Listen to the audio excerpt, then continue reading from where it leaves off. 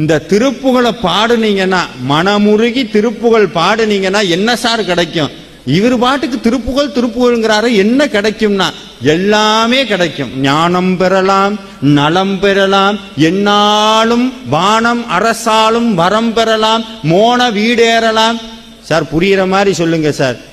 வாழ்க்கைய புரிஞ்சுக்கிற அறிவு கிடைக்கும், ஞானம் கிடைக்கும், நலம் கிடைக்கும். நலம்னா என்னன்னா, காலையில எந்திரிக்கிறோம் பாருங்க, காலையில எந்திரிக்கும் போதே உண்மையாலுமே ஆரோக்கியம்னா காலையில எந்திரிக்கும் போதே எப்பா முடியல அப்படின்னு எந்திரிக்காம இருந்தோம்னா அதுக்கு பேரு நலம்னு அர்த்தம்.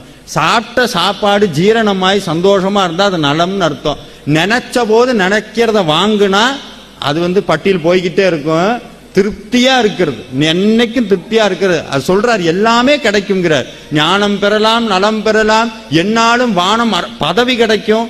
பதவி கிடைக்குமா சார்? திருப்புகழ் பாடினா பதவி கிடைக்கும், திருப்புகழ் பாடினா நோய் போகும், எல்லாமே கிடைக்கும். அவர் சொல்றார், இதெல்லாம் யாருக்கு கிடைக்குமா? அருணகிரிநாதர் கீழே எழுதி ஒரு சைன் ஒன்று போட்டு விட்டார், தம்பி இது எல்லாருக்கும் கிடைக்காது. அப்ப யாருக்கு கிடைக்குமா?